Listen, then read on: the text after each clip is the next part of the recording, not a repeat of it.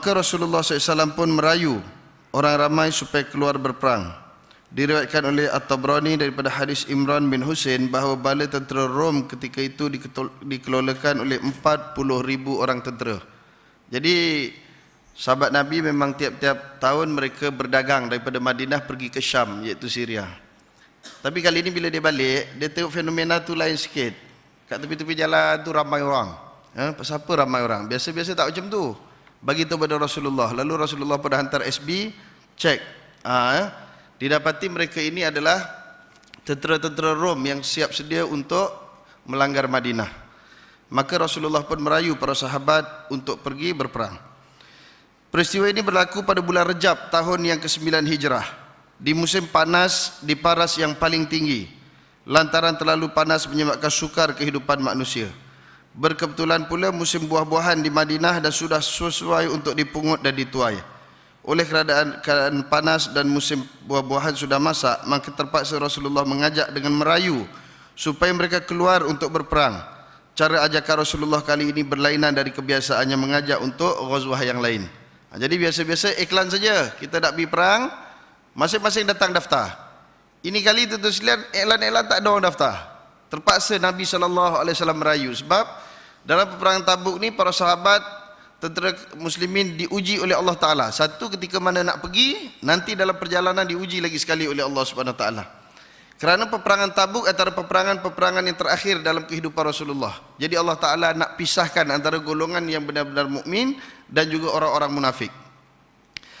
Maka oleh kerana dua ujian ini, satu cuaca yang sangatan panas, yang kedua kerana buah-buahan yang sudah masak ranum. Jadi masing-masing fikir nak pergi ke tak pergi. Pergi panas, pergi ni kan balik lunyai pula buah-buahan. Sebab buah tamar dia ada had waktu dia, tak dituai habis. Pergi perang tak tahu bila balik. Jadi fikir-fikir itu ada yang susah nak pergi. Jadi Rasulullah terpaksa merayu. Seorang-seorang Nabi jumpa dirayu untuk pergi berperang. Ka'ab bin Malik menceritakan tidaklah Rasulullah hendak menyerang terus, cuma baginda hendak berangkat cara berselindung-selindung. Lalu berangkatlah Rasulullah SAW diikuti oleh para pejuang dalam cuaca yang sungguh panas. Mereka berangkat menghadapi perjalanan yang jauh dalam padang pasir. Kemudian terpaksa pula berhadapan dengan musuh yang berlipat kali ganda banyaknya. Semuanya itu mesti dihadapi oleh kaum muslimin untuk persediaan berperang. Begitulah keadaannya perjalanan untuk peperangan Tabuk ini, sungguh sukar. Banyak ujian dan dugaan berat terpaksa mereka lalui, termasuklah kemunafikan orang-orang munafik yang mula memainkan peranannya, dan kekukuhan iman orang-orang yang beriman juga bertindak membawa mereka yang beriman mengambil bahagian. Jadi Nabi berhadapan dengan dua orang. Satu golongan munafik yang banyak songeh, tuan-tuan sekalian. Dia macam-macam alasan. Dia datang beritahu, dia kata tak usah pergilah, beritahu kawan-kawan tak usah pergi, panas. Nanti susah. Maka Allah Ta'ala terus menurunkan ayat Quran menegur ketika itu, yaitu di dalam surah At-Taubah ayat 81. Allah Ta'ala berfirman, farihal mukhallafuna bimaq'adihim khilafa rasulillahi wa karihu ayyujahidu bi amwalihim wa anfusihim fi sabilillah wa qalu la tanfiru fil har qul naru jahannama ashaddu harra law kanu yafqahun. Merasa gembiralah orang-orang yang ditinggalkan tidak ikut serta bersama Nabi ke Tabuk dengan kedudukan ketinggalan mereka di belakang Rasulullah, dan mereka merasa benci untuk berjihad dengan harta dan jiwa raga mereka pada jalan Allah, dan mereka berkata pula, janganlah kamu berangkat pergi berperang dalam panas terik ini. Katakanlah api neraka jahanam lebih sangat panasnya jika kamu memahaminya. Jadi Allah Ta'ala terus tegur. Tegur kenapa? Kerana mereka tadi alasannya kerana panas. Sebenarnya bukan pasal panas, pasal tak mau pergi. Sebab perjalanan itu jauh. Daripada Madinah nak sampai ke Tabuk itu perjalanan pergi saja 1 bulan, tuan-tuan sekalian. Dalam keadaan kenderaan perang tak cukup, unta tak cukup, kuda tak cukup. Jadi mereka ni tak mau jalan kaki. Jadi dia mengharap nak senang saja, jadi puak-puak munafik. Maka Allah Ta'ala beritahu, kalau kamu kata panas, neraka itu lebih panas lagi daripada keadaan kamu pada hari ini. Kemudian datang pula beberapa orang jumpa Nabi pula. Dia kata, ya Rasulullah, izinkan aku untuk tidak pergi berperang. Kau pun tahu ya Rasulullah, aku ni terkenal di kalangan kaumku orang yang minat dengan perempuan. Aku ni minat dengan perempuan. Kaum aku semua tahu, dia kata aku pantang tengok perempuan jenis geram. Aku bimbang nanti aku tidak sabar melihat perempuan-perempuan kuning, yang dimaksudkan orang-orang Rom. Yalah, dia orang ni orang Mekah Madinah ni orang gelap-gelap, tuan-tuan sekalian. Saudi kan gelap. Pergi naik ke Jordan tengok putih sikit. Sampai ke Syria Lebanon lagi putih. Tu. Jadi alasan dia, nanti aku tak sabar tengok perempuan, nanti aku buat benda yang tak baik jadi fitnah. Maka Allah Taala turunkan satu lagi ayat Quran.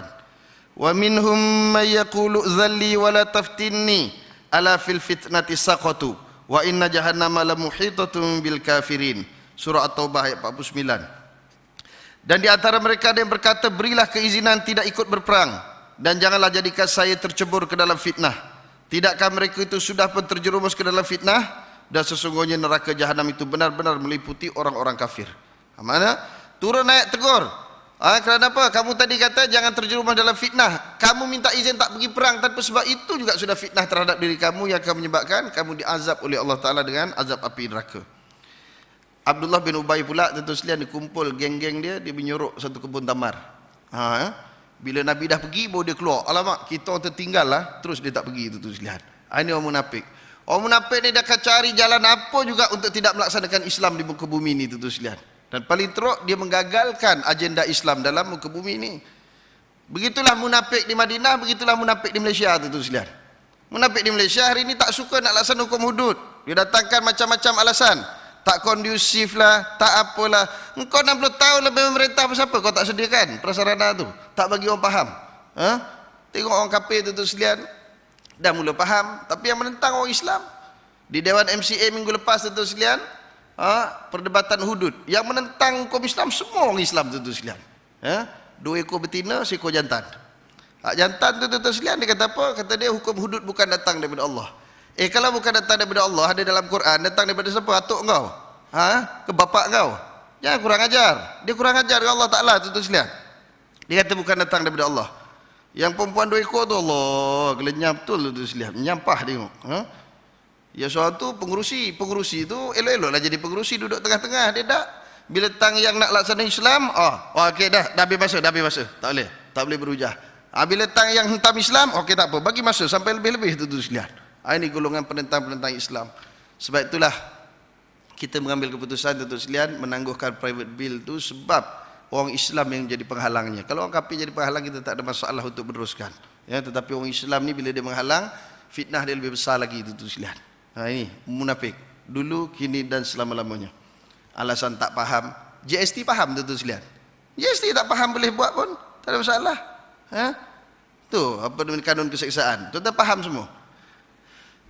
Enactment kanun keseksaan 502, 504. Faham? Tak faham tuan-tuan sekalian. Orang yang bunuh orang tu dia tak faham 502, 504 tu sekalian. Kan 502 kalau bunuh orang sabit kesalahan gantung. 504 penjara saja, tidak sampai gantung. Tapi kita kan tak faham dulu tu sekalian. Bila faham tu bila benda tu berjalan. Undang-undang tu berjalan tu, 502 makna bunuh dengan saja. Kalau apa ni sabit kesalahan kena gantung. Macam tu. Mau kita faham. Jadi undang-undang tu tak berjalan, mana nak faham? Undang-undang ni tu sekalian pakai tinted gelap ni tu sekalian. Tuan-tuan faham ke? Tak faham juga kan? Tapi semalam berapa banyak orang kena tu sekalian dekat tol Sungai Besi tu. Padahal tu sekalian semalam dibicarakan dalam blog. Kita ni tu sekalian pakai cermin gelap. VVIP boleh pula pakai cermin gelap. Yang bukan VIP tak boleh. Kalau nak kirakan katakan cermin gelap punca menjadi kemalangan banyak. Berapa banyak kereta tak ada cermin gelap, aksiden juga. Di negara lain tak ada masalah pun pakai cermin gelap, tak ada pula aksiden. Tu. Jadi soalnya orang tak faham. Tapi berjalan juga undang-undang tu. Boleh pula. Ini kita ni. Kalau bab yang boleh collect duit, faham tak faham dibuat juga tu sekalian.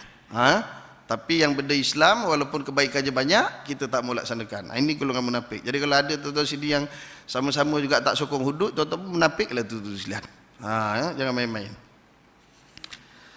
Adapun orang-orang mukmin, mereka menyahut seruan Rasulullah dengan seupaya mungkin. Yang kaya didesak supaya memberi sumbangan mengikut keupayaan mereka masing-masing, seperti binatang tunggangan, alatan persenjataan, makanan dan seumpama dengannya.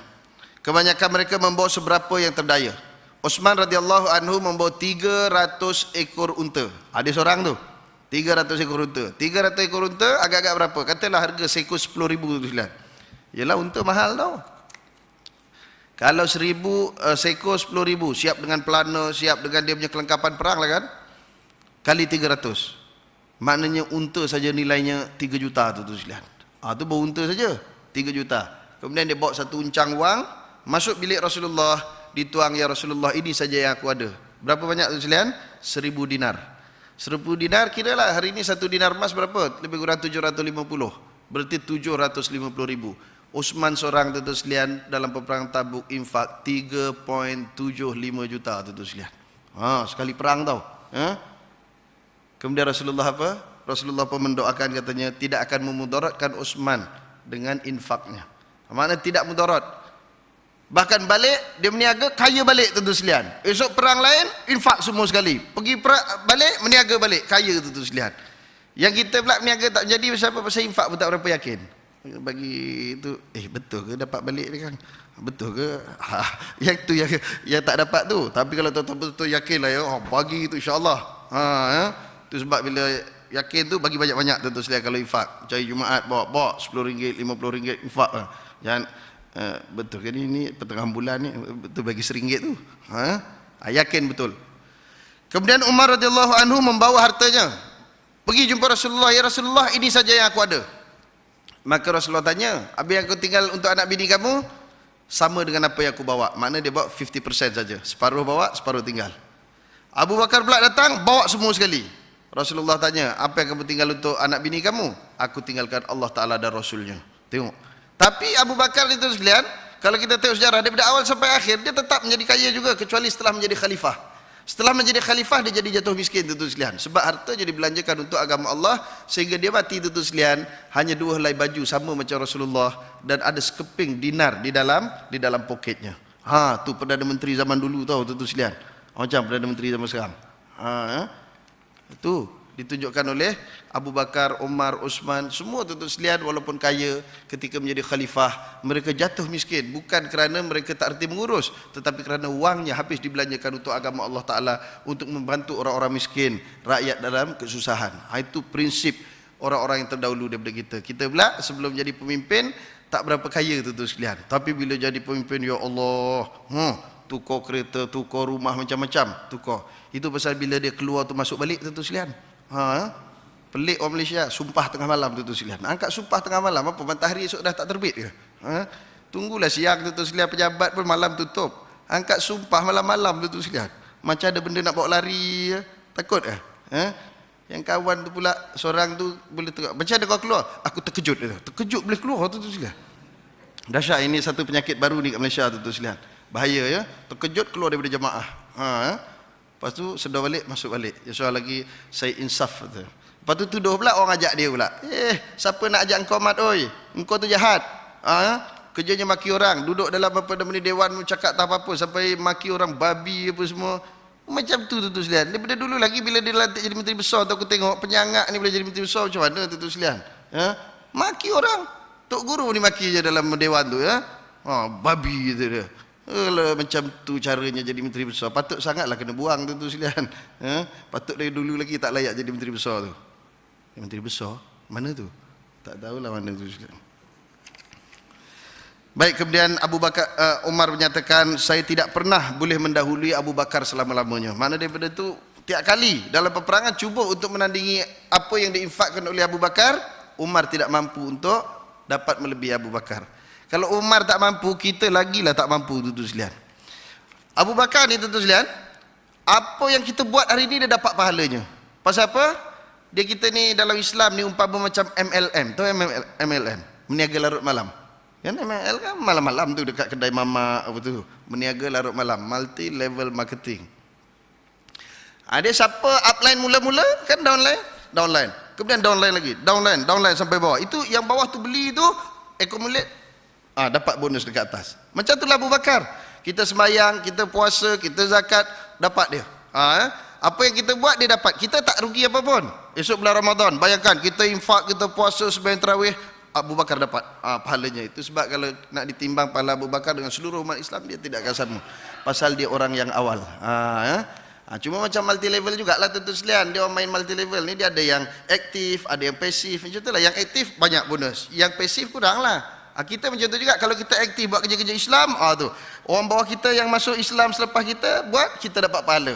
Tapi kalau kita pasif, duduk diam, tak ada buat apa-apa, Tak dapat apa-apa, kita rugi. Kita buat macam Abu Bakar. Datanglah beberapa orang kaum muslimin yang miskin, yang tidak punya kenderaan, menangis bertemu dengan Rasulullah. Ini yang miskin-miskin tu sekalian, mereka tak ada duit nak beli unta, mereka tak ada duit nak beli kuda, mereka tak ada duit nak beli senjata. Jumpa dengan Nabi dalam keadaan menangis. Mereka bersungguh-sungguh nak pergi berperang, tetapi kelengkapan tidak ada. Minta, ya Rasulullah, boleh tak bagi kami sebahagian daripada binatang tunggangan itu untuk kami gunakan? Lalu Nabi pun berkata kepada mereka, macam mana aku nak bagi kamu, sedangkan yang ada tu pun tak cukup. Kenderaan yang ada tu tak cukup, macam mana nak bagi kat kamu? Kalau ada pun kongsi-kongsi. Itu yang akhirnya diberikan kongsi. 3 orang 1 unta, 3 orang 1 unta. Seorang naik jalan berapa kilometer, yang berjalan letih, turun pula, naik seorang yang lain pula. Begitulah silih berganti. Berangkatlah Rasulullah SAW bersama hampir 30,000 orang kaum muslimin. Jadi 30 lawan 40. 30,000 lawan 40,000. Ada beberapa orang muslimin yang tidak turun serta tanpa sebarang sebab. Di antara mereka ialah Ka'ab bin Malik, Murarah ibnu Rabi', Hilal bin Umayyah dan Abu Haythamah. Mereka ini menurut Ibnu Ishaq adalah orang-orang yang jujur, yang tidak boleh diragukan keislaman mereka. Ini 4 orang ni orang jujur, yang lain tu semua munafik yang tak pergi. Yang 4 ni saja orang yang jujur, tetapi mereka tidak pergi atas sebab-sebab tertentu yang nantinya dia akan dihukum oleh Rasulullah setelah mana Rasulullah balik. Tabrani, Ishaq dan Waqidi meriwayatkan bahawa Abu Haythamah setelah berangkatnya Rasulullah beberapa hari telah kembali kepada anak isterinya. Jadi Abu Haythamah ni orang kaya. Ni yang tak pergi ni semua orang kaya ni, tuan-tuan sekalian. Dia ada kebun. Dia duduk Syalam lah, tapi ada kebun kat Sabak, dekat Ulu Langat, dekat Ulu Rening, ya. Dia pun balik ke kampung tu, ya. Dekat Madinah tu, ada di pinggir Madinah ada kawasan ladang-ladang tamar. Di bawahnya ada lembah-lembah yang berair sedap, ambil air boleh minum terus.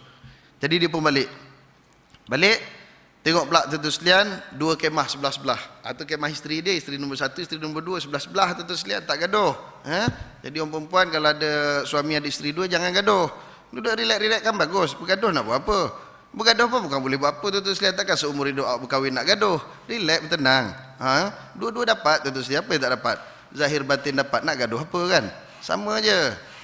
Jangan gaduh-gaduh orang perempuan. Kadang dengar suami nak kahwin lagi bergaduh, minta cerai, tuan-tuan sekalian. Orang perempuan kena ingat, minta cerai tanpa sebab akan dilaknat oleh Allah Subhanahu wa taala. Kalau suami kahwin lagi, itu bukan alasan syar'i untuk orang perempuan minta cerai, tak boleh. Orang lelaki pula kalau kahwin lagi bini bising, jangan dilayan, biar je tuan-tuan sekalian. Orang perempuan ni macam budak-budak. Kau layan lagi dia bising.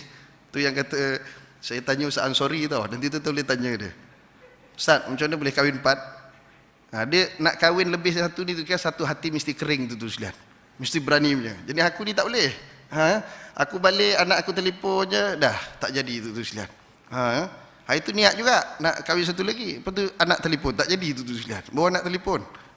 Anak bukan cerita pasal jangan kahwin lagi pun, cuma telefon dengan anak, alamak tak jadi tu sekalian. Dia jenis itu. Yang kedua kata dia jangan layan. Saya tanya, Ustaz, kawan tu ada kawan kita tu, kawan yang satu lagi, bini nombor 1 minta cerai pula Ustaz. Ustaz 4 okey je. Ada kata, orang perempuan ni macam budak Ustaz, kata dia. Jangan dilayan, biar je. Biar dia mencicir, kan sudah dia letih, dia diam lah, kata dia. Yang dia kata lucu tu, akan orang perempuan dia kata dia, 4-4 tu tak boleh jumpa. Kalau jumpa nak bergaduh, tapi bila dia nak boykot aku, dia boleh telefon sama dia. Sama-sama dia boleh telefon pula. Tu pelik tu saya, orang perempuan ni macam budak-budak, jangan dilayan sangat tu sekalian, biar je lah. Tu sebab kadang Tuhan jadikan kan, kalau suaminya jenis bising cocek, isteri dia jenis diam. Kalau isteri jenis cocek, suaminya jenis diam. Memang Tuhan jadikan gitu tu supaya jangan bergaduh selalu. Biar dengar je cakap, dah habis dah abang nak tidur lah. Senyap lah. Tu pengalaman orang belum kahwin lagi lah. Tuan-tuan yang dah kahwin lagi lebih tahu lagi kot. Ada satu kawan tu, Ustaz jangan kahwin lagi ya. Pasal engkau 2 boleh. Saya pasal dah terus Ustaz jangan belum lagi, kata dia. Pasal letih, kata dia.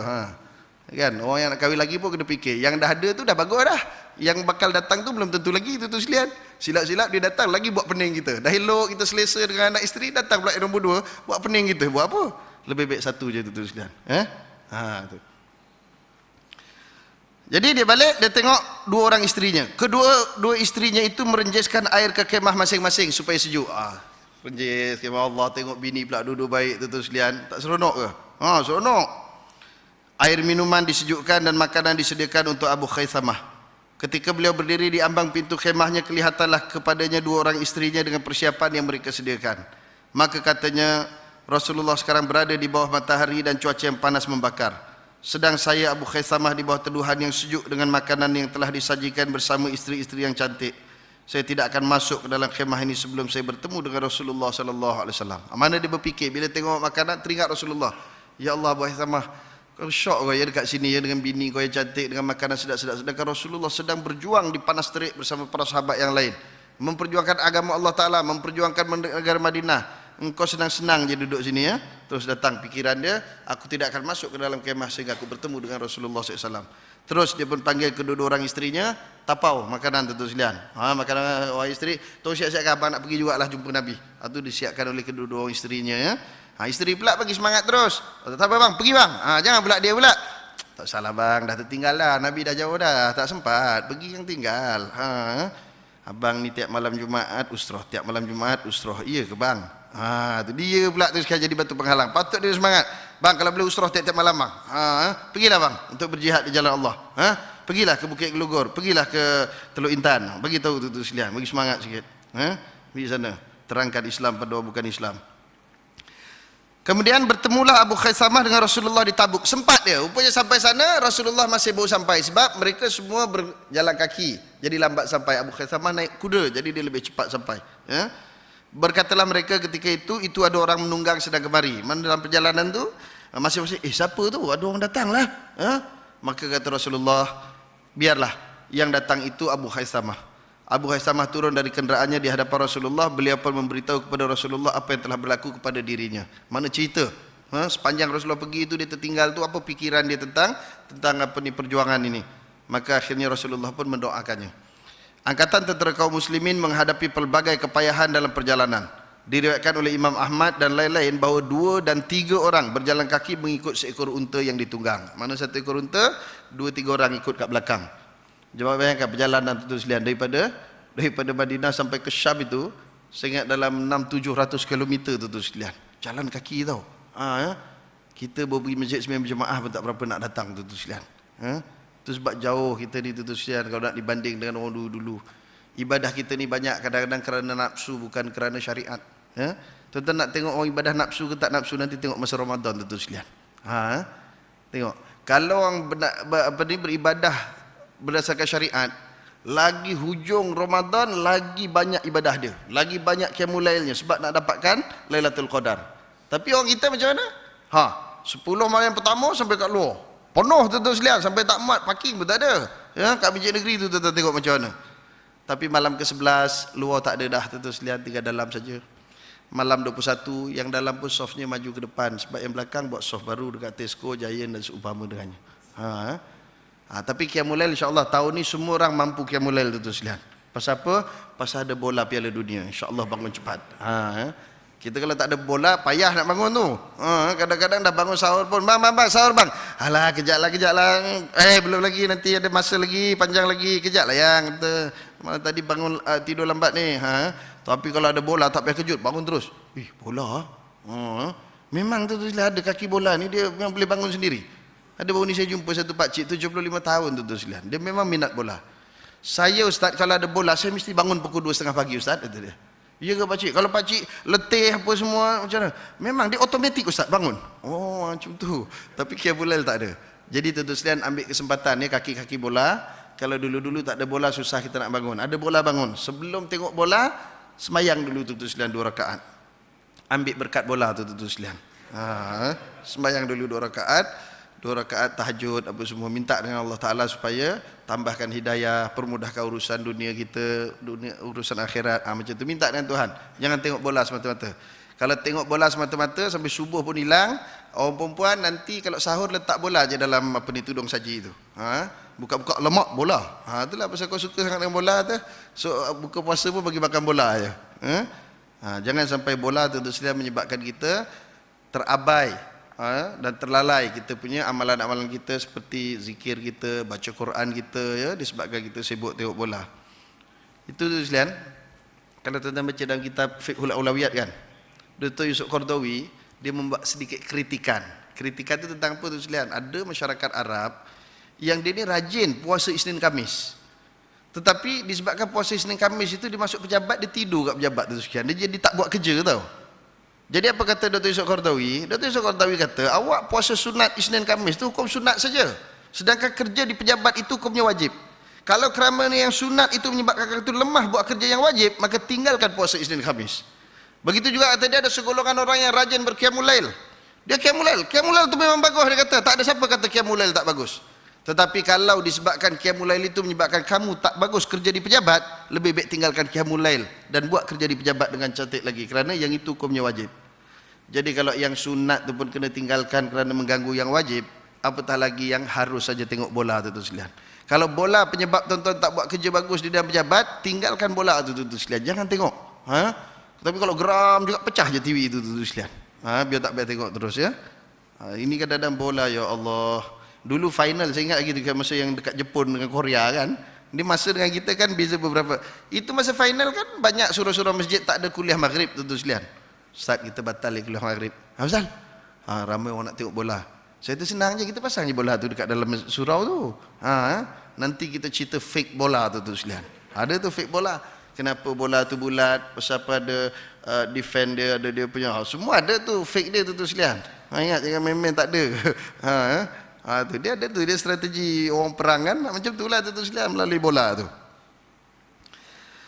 Diriwayatkan oleh Imam Ahmad juga di dalam Musnad daripada Abu Hurairah, katanya di masa peristiwa Ghazwatul Tabuk, peperangan Tabuk, angkatan perang kaum muslimin menghadapi kebuluran. Sampai kebuluran, habis makanan tu sekalian. Kemudian mereka menyembelih unta-unta untuk mereka minum air. Mereka sembelih unta, ambil air dekat bonggol tu. Jalan lagi, makanan pula habis. Tinggal ada sikit-sikit je, seorang segenggam. Datang beberapa sahabat, ya Rasulullah, kami minta izin supaya kami nak sembelih unta-unta kami.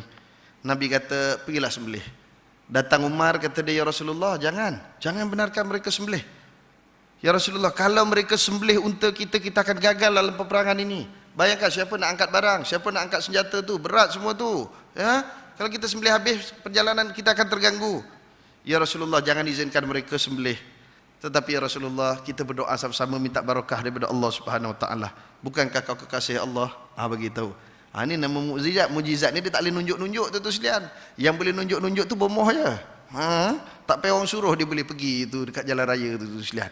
Tengok orang accident, ini mesti mambang punya kerja. Tempat kapal sing mati tu dipuja je dengan dia. Ini mesti ada mambang. Tu sebab apa ni ada accident. Cari MH370. Kata dah jumpa dah. Bomoh tu jumpa, orang lain tak jumpa. Tapi bila nak turunkan tak boleh juga tu sekalian. Masih lagi ke atas. Kesian tu dah berapa bulan dah tu sekalian ke atas. Kata dia terawang-awang antara dunia kita dengan dunia lain. Wah, ada dunia lain ya. Memang ada tu sekalian. Ada dunia jin, ada dunia apa kan. Tapi betul ke cakap dia tu? Tu. Yang suka nunjuk-nunjuk, ini bomoh, tu dia nunjuk. Mukjizat dia tak macam tu. Mukjizat ni bila ada permintaan tu sekalian.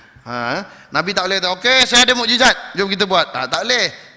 Dia tunggu ada permintaan. Bila ada permintaan, lalu Rasulullah pun mengarahkan para sahabat menghamparkan bekas-bekas kulit yang mereka ada. Mereka ada bawa lapik-lapik kulit, hamparkan. Bila hamparkan, okey, siapa yang ada saki-baki makanan, tolong letak. Masing-masing yang ada segenggam tamar, letak segenggam tamar. Yang ada segenggam jagung, letak segenggam jagung, letak.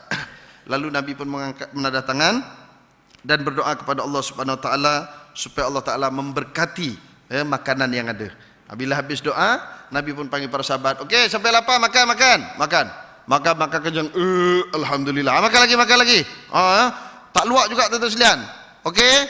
Sekarang kalau dah kenyang semua, masukkan dalam beg. Masuk dalam beg. Masuk beg. Beg pun penuh tu sekalian.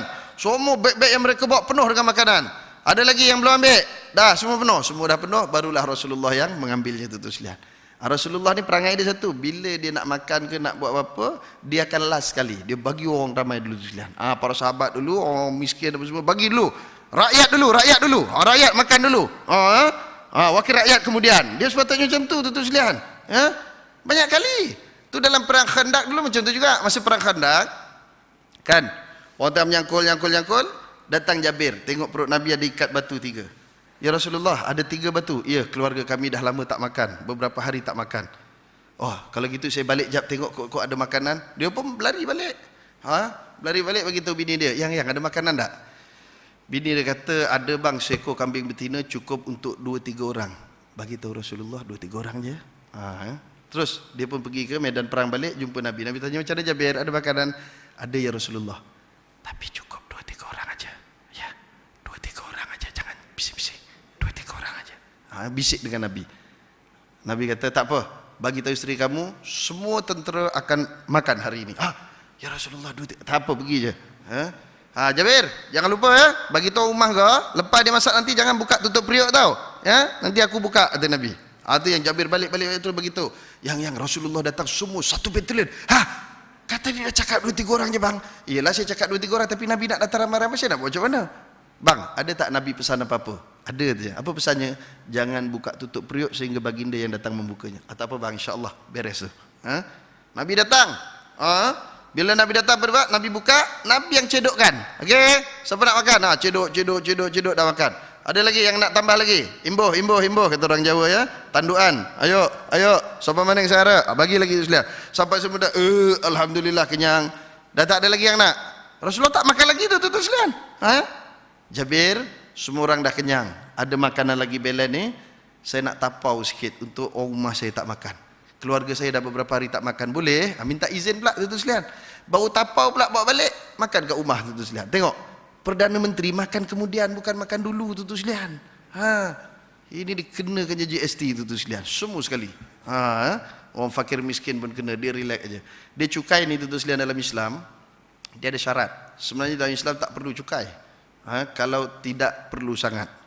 Cukup kita dengan zakat dan juga wakaf. Itu kalau diperkasakan, cukup tu sekalian untuk orang Islam. Kalau tuan-tuan belajar sejarah wakaf sebagai contoh, ketika mana zaman pemerintahan kerajaan Utsmaniyah Turki itu sekalian. Seluruh negara Arab itu 90% jadi tanah wakaf, diwakafkan kepada pemerintah itu sekalian. Sehingga di Mesir saja itu sekalian, ketika itu tanah-tanah wakaf ini dibangunkan. Tujuan apa? Untuk membantu orang-orang fakir miskin. Buatkan rumah-rumah flat supaya orang fakir miskin tak ada rumah, diletakkan situ, membayar sewa bulanan dengan nilai 1 junai ataupun 1 pound Mesir, lebih kurang 70 sen lah tu sekalian duit kita satu bulan. Yang penting mereka ada tempat tidur. Itu bayaran tu bayaran komitmen saja. Macam tu ya. Tapi apabila Perancis datang, dia serang balik Timur Tengah, apa yang berlaku tu sekalian? Sistem wakaf ni dihapuskan dengan mereka. Apa hasilnya berlaku hari ini? Tengok, kalau kita pergi Mesir, orang fakir miskin tak ada rumah, dia tak boleh duduk flat, dia duduk mana? Dia duduk kat kubur tu sekalian. Hidup lagi dah duduk kat kubur. Tanya pergi lah, dekat dengan Masjid Azhar tu ada kubur kan. Kan penuh dengan orang tu sekalian.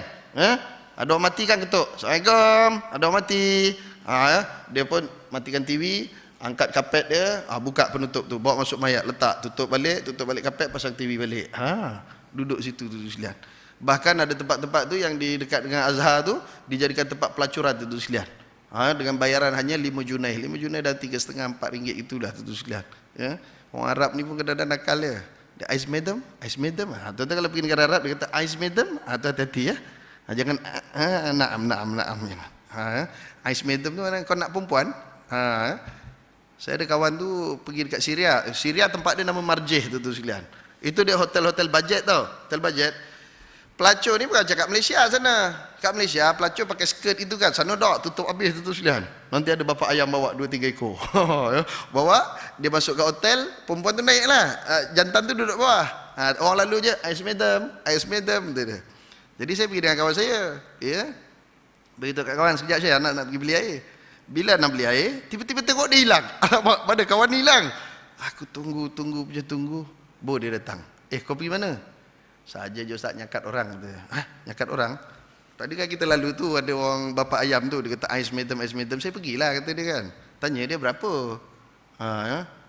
Dia minta 80 Ustaz kata dia. Habis kau minta berapa? Aku minta kurang lah 50. Sekali dia bagi 30 je. Dia bagi diskaun lagi banyak kan. Berapa 80 kata dia. Boleh kurang tak? Berapa kau nak kurang kata dia? Saya minta 50 boleh? Tak apa 30 je kata dia. Dia boleh tawar-tawar lagi tau. Tu sini lorong Haji Taib pun boleh tawar tu sekalian. Tu ingat yang dekat Mesir, dekat apa di Syria aje boleh tawar. Lorong Haji Taib boleh tawar tu sekalian. Ada satu sahabat saya dulu dia pergi ke Yaman, balik dia teringin nak. Dia masuk tu sekalian. Dia tawarnya. Berapa ni? 120. Dah masuk dalam dah. Kunci daripada luar. Dia bila masuk dikunci daripada luar tahu. Kat luar tu adalah bapak ayam ni kan. Sudah dia dah kunci, macam mana nak keluar ni? Tak boleh keluar. Habis cakap apa? Dia dua orang kan, kita tawar gila-gila jom kata dia, mesti dia marah, mesti dia tak bagi, dia suruh kita keluar lah kata dia. 120, kita tawar je kata dia. Boleh kurang tak?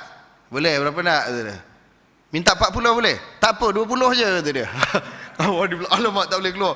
Tapi dia bagi macam-macam alasan lah. Saya nak survey dulu, dia kata nak tengok sebelah lagi kata dia. Tu baru boleh buka, baru keluar tu sekalian. Tidak mampu dia duduk dalam tu. Luar tu ada polis. Bukan tak ada polis tu. Polis tu main dam je tu selain kat lorong Haji Taib kan. Malam-malam cuba tu pergi tengok. Polis tu dia jaga keselamatan. Jadi kalau suasana okey selamat tak ada apa-apa. Kalau ada orang gaduh baru dia ambil tindakan. Dia macam tu polis di lorong Haji Taib tu. Baik dia tu selain menjaga keselamatan. Dia kerja dia main dam kat depan tu. Tak percaya tu pergilah. Tak percaya malam ini ke malam esok itu pergi jom. Saya selalu kalau orang tak percaya saya bawa tu selain. Hari tu pergi kelab malam. Macam tu juga orang teringin sangat nak tengok kelab malam. Jom saya kata pergi bawa kelab malam. Masuk sekejap mabuk tu sekalian. Orang minum arak, isap rokok dalam tu tak mabuk, kawan yang masuk tu mabuk tu sekalian. Pasal apa mabuk dengan asap rokok dengan apa semua. Aku tu padan muka kondak sangat kan.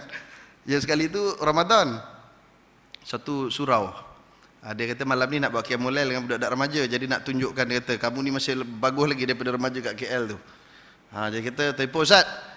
Malam ni kita pergi kelab malam ya. Aku kata Ramadan kelab malam pula nak sembang tarawih. Lepas tarawih dia kata. Lepas tarawih nanti saya datang. Masa tu saya duduk session 2 tu. Dia datang satu bas. Pergi jom. Mana pergi? Aku kata kelab malam ni aku tak tahu. Aku cuma dengar-dengar orang kata dekat Jalan Telawi 3 Bangsar ada. Okey kita pergi Jalan Telawi 3. Masuk Jalan Telawi 1, 2 boleh masuk. Masuk Jalan Telawi 3 tak boleh masuk. Jalan jam tu sekalian. Padahal masjid sebelah tu dah kunci dah. Saya kata, "Mam, tak boleh Mam, kita pusing Pusing mana lagi?" Aku pun tak tahu. Imam tahu kat mana ada? Dia kata dekat dengan KLCC. Okey, jalan KLCC. Pergi KLCC tu dekat ujung tu, dekat simpang. Sebelah kanan tu Jalan Piramli, sebelah kiri tu Jalan Pinang kan. Berhenti situ kat pokok-pokok tu, berhenti. Saya pun jalan. Masa tu yang simpang tu itu yang paling meriah. Sekarang tak ada dah, sekarang dah Glomek ambil dah buat bangunan kan. Tu dulu yang paling meriah tu dia ala Bali tau, dia punya bumbung-bumbung ala Bali. Kita turun ramai-ramai. Pakai jubah, dia pakai baju Melayu satu suit, pakai serban jalan. Orang kelab malam tu keluar tu sekalian. Agaknya dia tengok ni Pak Haji ni nak pergi kelab mana tu. Dia tengok. Ada macam-macam. Kalau kita pergi ujung tu yang dekat bawah ujung Jalan Piramli tu yang ada LRT ke atas tu. Itu dia ada pakaian-pakaian dia ada kostum dia. Pakai putih-putih semua tu malaikat lah tu. Nanti ada yang pakai hitam. Yang putih tu dia kejar yang hitam. Asal dia pula hitam kejar putih. Ni apa pula? Rupanya dia ada pula angel, macam tu lah, malaikat lawan apa namanya jin. Itu dia kat sana tu. Tu cakap budak tepi, tu ada malaikat nak lalu tu. Itu suasana. Bawa tu sekalian, boleh tengok. Pergi tengok balik. Macam tu ustaz dia kata dia. Macam tu lah. Kau tak tengok. Bawa tu sekalian. Jadi sekali-sekala boleh kita rombongan pergi kan dekat Jalan Haji Taib ke mana tu, kita pergi tengok. Tengok suasana yang kita tak pernah tengok. Baik, kemudian tuan-tuan sekalian, para sahabat tadi penuhlah makanan-makanan mereka dan mereka pun meneruskan perjalanan. Bila mana angkatan kaum muslimin sampai di Tabuk, tidak berlaku peperangan kerana kumpulan-kumpulan yang sedia untuk menyerang Madinah itu sudah berpecah belah. Tidak ada. Datanglah beberapa pembesar daripada negeri Ailah, daripada Jarbak, daripada Azrah untuk berdamai dengan Rasulullah SAW dengan syarat mereka hendaklah membayar jizyah. Jadi orang Islam tuan-tuan sekalian diurus oleh kerajaan dengan duit zakat dan juga wakaf. Manakala orang bukan Islam, kemakmuran mereka diurus dengan duit jizyah, iaitulah cukai kepala dan juga satu lagi dinamakan cukai tanah ataupun dipanggil kharaj. Itu yang digunakan untuk pembangunan masyarakat bukan Islam. Mana Tuhan dah siapkan dah tuan-tuan sekalian prasarana. Kecuali dah kerajaan tak ada duit sangat, baru boleh kita ambil duit daripada cukai rakyat, tapi dengan syarat cukai itu mesti dikembalikan balik pada rakyat. Makna kalau ambil duit mesti pastikan boleh membawa kebajikan kepada masyarakat. Kalau dia ambil cukai tapi tak boleh buat kebajikan, maka hukumnya adalah haram mengambil cukai daripada rakyat. Itu sebab di zaman Saidina Umar pernah sekali tuan-tuan sekalian, mereka tak jadi ambil cukai jizyah daripada satu kawasan yang sebelah utara dekat dengan Rom. Bila mereka nak bayar cukai, Umar tak terima, tak boleh ambil kata dia. Pasal apa? Pasal kita jauh, kita tidak boleh menjamin keselamatan mereka kalau ketika mana mereka diserang. Jadi oleh kerana kita tidak boleh menjamin kebajikan, kita tidak boleh.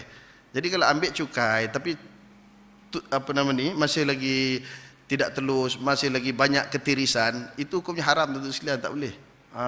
Melainkan memang dah urus takbir bagus tapi tak cukup juga, baru boleh ambil wang rakyat, tetapi dengan syarat pemimpin juga mesti digunakan harta mereka itu tadi.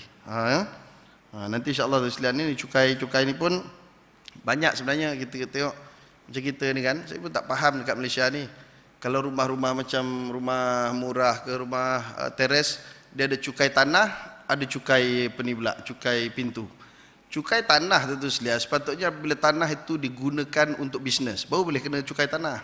Seperti tanah yang digunakan sebagai sawah, ladang, untuk peternakan, ataupun untuk kita berniaga, rumah tu kita jadikan rumah sewa, baru kena macam tu. Ini cukai tanah kena, cukai pintu kena lagi. InsyaAllah tu sekalian ya. Kita tengok kalau saya jadi menteri besar nanti saya akan kurangkan cukai-cukai ni ya. Tak boleh aku jadi menteri besar. Orang tak apa-apa boleh jadi menteri besar, takkan aku tak boleh kan? Banyak tu sekalian sebenarnya kalau kita tengok dalam Islam ni benda-benda yang kita boleh kurangkan kos sara hidup untuk masyarakat. Cuma kita ni di Malaysia pentadbiran itu masih lagi tidak mengikut sistem Islam sepenuhnya, maka banyak kos-kos tersembunyi yang dikenakan terhadap rakyat ya. Kemudian angkatan tentera kaum muslimin bersama Rasulullah berjalan pulang. Bila dah tak berjadi perang, kita baliklah. Tapi dalam perjalanan nak balik, Nabi pesan, wahai para sahabat, nanti kita akan melalui satu kawasan namanya Al-Hijr. Al-Hijr ini ialah kawasan penempatan kaum Samud, kaum Nabi Saleh, yang mana tempat ini dilaknat oleh Allah Subhanahu Wa Taala. Jangan kalian cuba memasukinya. Hijr itu tu sekalian, kalaulah dia kata tempat kaum Samud ataupun kaum Saleh, berarti tempatnya sekarang dinamakan Petra. Jalan nak pergi Teluk Aqabah tu sekalian. Nabi kata apa? Jangan kamu memasukinya, kerana tempat itu dilaknat oleh Allah Subhanahu Wa Taala. Bimbang nanti kamu terkena angin yang dilaknat oleh Allah Taala dan kamu akan ditimpa bala bencana. Kita pula daripada Malaysia memang beli tiket nak ke situ tu sekalian. Ya, ada travel ya. Ada pergi tak Jordan? Mau pergi. Saya nak pergi 2 tempat lah Ji, kata dia. Mana tempat Pak Haji? Saya memang niat sebelum saya mati dulu 2 tempat saya nak pergi. Satu Petra, satu lagi Laut Mati. Dua-dua tu tempat kena laknat tentu sekalian. Tetapi Nabi pesan, kalau kamu memasukinya juga. Mana kalau tak ada perlu jangan masuk. Tapi kalau terpaksa memasukinya juga, memasukinya lah dalam keadaan menangis dan bersedih.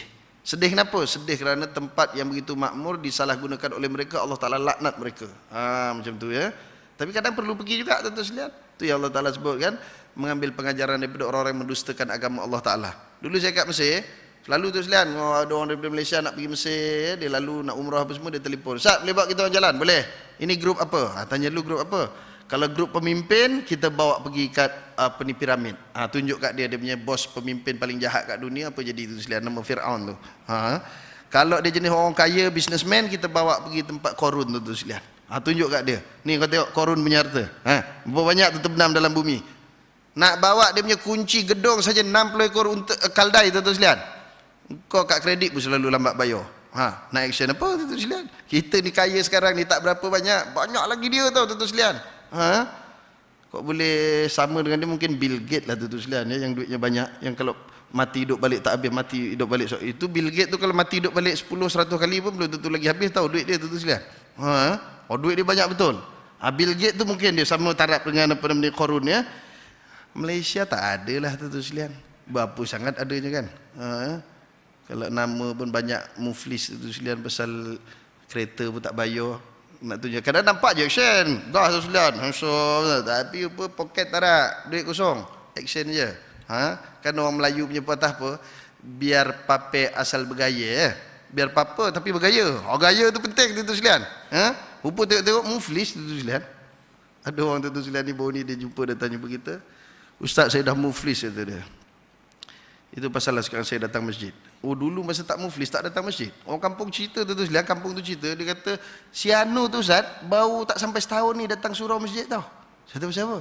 Dulu meniaga bagus, jual kereta tu sekalian. Banyak duit dia, tak pernah datang masjid, tak pernah datang surau. Ni bila perniagaan dia jatuh, barulah dia mula datang masjid, datang surau.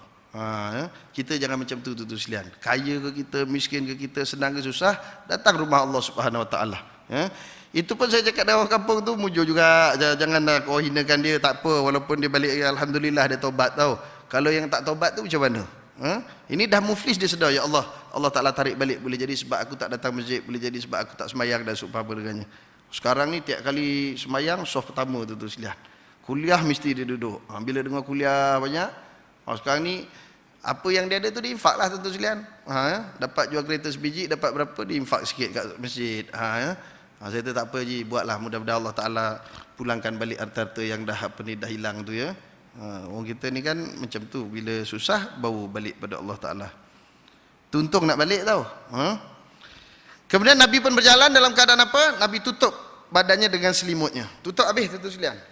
Dah lepas daripada Al-Hijr baru Nabi buka balik ya, untuk menghindarkan daripada terkena benda tu. Kemudian Nabi SAW berangkat pulang ke Madinah. Tatkala hampir sampai dengan Madinah, berkatalah baginda kepada para sahabat, itu dia Bukit Uhud. Tunjuk kat Bukit Uhud, bukit yang mengasihi kita dan kita mengasihinya. Madinah didiami oleh mereka yang bersedia untuk bersama kamu merentas perjalanan dan mengharungi lembah. Madinah ni, bumi Madinah hanya untuk orang yang sedia mempertahankan Madinah, orang yang berjuang untuk memakmurkan Madinah, itu saja. Orang yang tak mau memakmurkan bumi Madinah, mereka tak layak duduk Madinah. Maka seorang sahabat bertanya, ya Rasulullah, kalau gitu macam mana kawan-kawan kita yang tak datang perang? Nabi kata tak apalah, mereka ada keuzuran mereka sendiri. Nabi terus balik, masuk dalam masjid, sembahyang 2 rakaat, Nabi duduk. Nabi tak terus balik rumah. Pasal biasalah kita bila kita berpergian ke mana-mana tu sekalian kan, bila kita balik kan orang nak dengar cerita, lagi-lagi di perjalanan jauh. Pergi bulan Rejab, balik bulan Ramadan. 2 bulan tu sekalian perjalanan.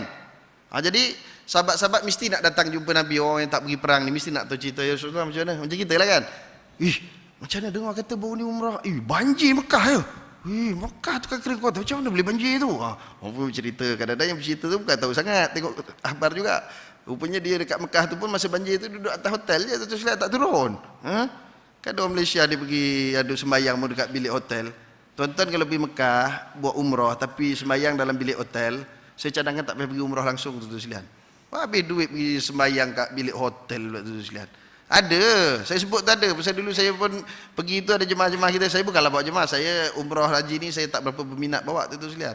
Pasal apa, kita ni benda-benda baik macam ni bergaduh-gaduh, tak suka tu sekalian. Kadang benda kecil bergaduh tu sekalian. Macam tu yang company yang bawa kita orang dulu. Tutup dah sekarang pasal dia celupar sangat. Kita jangan, kau celupar, kau ingat ya company kau ni sekali je ni, lepas ni tutup. Balik tutup betul tu sekalian. Sebab tu sini ada travel agent, sendiri mau ingat mulut jaga. Dengan jamaah ni jangan kasar-kasar tu sekalian. Mentang-mentang awak punya travel agent bukan main, suka hati dia hentam tu sekalian. Jadi ada orang komplain sikit, 2 orang VIP ikut tu sekalian. Yang seorang tu pengurusi BSN. Masa itulah Datuk Denan. Sekarang ni dah pencen dah. Dia dengan isteri dia. Kemudian satu lagi VIP daripada Johor. Dia bayar 25,000. Dijanjikan satu bilik 2 orang. Sampai dekat sana dapat betul bilik 2 orang. Yang CEO pengurusi BSN tu dia dapat kat bawah. CEO ke pengurusi? Bawah tu betul-betul bawah tu ada restoran tu sekalian. Orang balik saja daripada sembahyang, restoran tu boom, asap naik atas. Yang daripada Johor tu letak atas bumbung tu sekalian, dekat Sutuh, tempat orang sidai pakaian. Bilik lah, bilik, tapi 2 orang. Saya kata apalah syarikat ni, orang tu bayar lebih, dah janji bilik elok, bagilah bilik elok kan. Bagi Datuk-datuk tu bagus, dia tak ada apa-apa. Tak apalah Ustaz, dah ini kita orang punya rezeki, kita bayar tak apalah. Tapi biasalah orang perempuan tu sekalian, balik je bini dia beletir. Alah Ustaz, bini aku beletir, tak tahan aku cari hotel lain lah. Cari hotel lain tu sekalian. Yang kat atas tu dia turun, dia tegur, pasal apa bilik saya macam ni? Kat Mekah kena cakap baik-baik, jangan komplain. Ini memang ada bahagian kita lah, boleh jadi kita ada buat dosa tu, Allah Ta'ala kafarah kita. Itu je alasan mutawif ni tu sekalian. Sini apa jadi mutawif, jangan kurang ajar cakap macam tu sekalian. Tak boleh. Dia bayar lebih, kita kena uruskan dia dengan cara yang betul. Soal dosa dia tu antara dia dengan Tuhan lah. Pasal pula kita pula ngukur dia, ini pasal kau banyak dosa lah tu, kau duduk bilik macam ni. Tak boleh tu sekalian. Jadi apa yang berlaku tu sekalian, tahu macam mana, dia turun tangga, dia tergelincir. Bila dia tergelincir, patah tulang paha ni. Betul-betul sehari sebelum wukuf. Dan memang dia terpaksa diterbangkan balik ke Malaysia tu sekalian, tidak boleh mengerjakan haji. Dia kena qada tahun berikutnya. Oh, bila ada majlis saja tuan sekalian, saya dah cakap dah dengan tuan-tuan, jangan banyak komplain, jangan banyak. Tengok tu soal tu. Itu pasal Allah Taala bayar cash. Oh, tengok, komplainnya patah terus kaki. Kata celaka betul lah dia. Suka hati dia je. Jangan tuan sekalian. Ni kadang ada mutawif. Tuan-tuan sebelum pergi Mekah Madinah, tuan-tuan kena taubat betul-betul. Nanti kalau tidak sana tak nampak Kaabah, tak boleh masuk Mekah. Jangan. Dia kadang-kadang kat sini ni dia taubat dia kurang sikit, tapi bila sampai sana tu sampai menangis-nangis tu sekalian tahu. Biar pergi dulu sampai sana kan istighfar lah. Kalau tak boleh masuk tak boleh masuk Masjidil Haram, doa depan pintu tu, nanti Tuhan bagilah masuk tu sekalian. Kita lah itu kadang-kadang ada, ustaz tak jadi pergilah. Siapa? Saya dosa banyak lagi ustaz, belum tak buat lagi. Nanti mutawif tu kata tak boleh masuk Masjidil Haram, tak nampak Kaabah. Tu dia. Tak usah, jangan ditakut-takutkan orang macam tu. Nak pergi kita kena gembirakan. Alhamdulillah dapat pergi, nanti kita bertobat banyak-banyak sana istighfar. Gembirakan, jangan pula ditakutkannya. Ada setengah mutawif lah.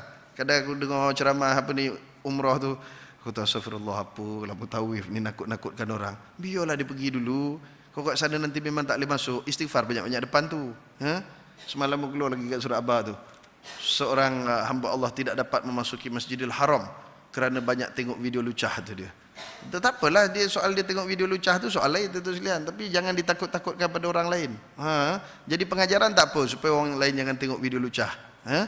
Ini macam-macam. Kita kat Malaysia semalam kat Sabak pernah ada satu kes tu sekalian. Ini kes ni, inilah masalah bila hudud tak dilaksanakan tu sekalian. Kes satu budak perempuan, dia nak pergi katanya pergi Port Dickson dengan kawan-kawan remaja dia lah, 16 tahun, 17 tahun. Seorang perempuan, 3 lelaki. Dia menumpang malam tu, tidur di rumah orang lelaki tu. Mak bapak dia pun ada katanya. Pukul 1 lebih tadi, mak dia tidur, bapak dia tidur, dia pun pergi beli makan. Kemudian masuk dalam bilik. Masuk dalam bilik, suruh buka baju. Perempuan tu buka baju. Kemudian dia rogol katanya. Beberapa hari lepas tu, pergi Sungai Tawar pula dekat Parit Baru sana, kat rumah siapa tak tahu. Lagi sekali dia rogol tadi. Itu bukan rogol tu sekalian. Itu zina. Ni apalah polis ni tu sekalian boleh terima benda macam ni. Dia terima macam tu, dia kata dia rogol. Dia bukan rogol, dia zina. Rogol ni lain, rogol ni dipaksa. Takkanlah satu orang dah kena rogol sekali, dia ikut lagi lelaki tu kali kedua, kali ketiga. Tak masuk akal lah tu sekalian. Orang kena rogol ni dia trauma tu sekalian. Silap-silap bukan setakat tengok jantan tu, tengok jantan lain pun tengok orang lelaki takut dah. Ini kau nak rogol aku, jom kita pergi lagi. Kan banyak kes, kadang ada sampai kes tu 5-6 kali tu sekalian kena rogol di tempat berlainan, waktu berlainan. Kalau di tempat yang sama boleh jadi tu sekalian, dipaksa kan, kemudian dikunci. Itu betul. Ini dirogol di tempat berlainan, masa berlainan. Itu bukan rogol. Akhirnya terbongkar. Kat situ disebut apa sekalian dalam report dia, saya terpaksa report polis ni kerana budak lelaki itu tak mau bertanggungjawab. Berarti itu zina tu sekalian. Tapi dalam undang-undang yang kita ada hari ini tu sekalian, kamu melakukan persetubuhan dengan satu perempuan bawah umur 18 tahun, kalau dia tak reda saja, dia pun pergi dia report polis, orang lelaki itu akan kena tu sekalian. Perempuan tu lepas. Kalau undang-undang hudud, dua-dua kena tu sekalian. Awak suka siapa suka, pasal orang lelaki je. Sian orang lelaki kan. Jadi undang-undang ni ada tak adil tu sekalian. Tapi nak macam mana kita suka yang tu daripada undang-undang hudud. Kalau undang-undang hudud, dia dua-dua kena panggil. Betul kau kena rogol? Tak ada yang Arif sebenarnya kita orang suka sama suka, tapi itulah dia tak mau tanggungjawab. Jadi dua-dua kena. Tapi undang-undang sekarang tak ada tu sekalian, orang lelaki je kena. Dituduh rogol. Asal perempuan tu bawah 18 tahun. Tapi kalau lebih 18 tahun, dia tak cas rogol pula tu sekalian. Tu kita ni dah ikut macam orang barat. Orang barat tu sekalian, kalau dia dengan isteri dia tak mau malam tu. Isteri dia tak mau lah bang kata malam ni. Suami aku ndak juga tu. Dipaksa. Itu dia boleh report polis. Suami rogol isteri. Tu. Tapi kalau bukan bini dia, suka sama suka, tak ada apa-apa tu sekalian. Angelina Jolie dengan Brad Pitt, berapa lama tu sekalian? Dah nikah ke belum? Kita pun tak tahu dah nikah ke belum. Kita ni bukan faham artis-artis ni kan. Ustaz saya tu sekalian, dia cerita, tapi ustaz tu dah meninggal dah. Masa dia duduk dekat Europe, dia kata, saya pelik, dia kata, orang sebelah-sebelah rumah ni, dia tak kahwin, dia duduk satu rumah. Bila tanya kau tak nikah ke? Tak ada. Dia kata kita sebenarnya orang barat sekarang ni, kita nak tengok sesuai ke tak sesuai. Duduk serumah dulu, sesuai ke tak sesuai. Tengoklah berapa tahun, rasa sesuai baru nikah. Kalau rasa tak sesuai, pisah. Dia macam tu, dia kahwin berzina dulu tu sekalian. Kadang-kadang dah anak 4-5 orang tu sekalian, masih tak sesuai lagi, kan kepelik tu. Itu masyarakat bukan Islam. Jadi kita orang Islam jangan ikut perangai-perangai macam mereka pula, ya, buat benda-benda yang sama. Baik, kemudian tuan-tuan sekalian, masalah orang-orang yang tidak ikut serta dalam peperangan. Jadi tadi ada beberapa orang yang tak pergi. Jadi bila Nabi duduk, terus masuk tuan-tuan sekalian 80 orang puak munafik. Datang jumpa Nabi, ya Rasulullah, saya tak pergi perang pasal gini-gini. Nabi kata, tak apalah, pergilah balik. 80 orang, Nabi lepas begitu saja tuan-tuan sekalian. Tetapi Ka'ab Nabi tak lepaskan. Hilal tadi Nabi tak lepaskan. 3 orang tu Nabi tak lepaskan.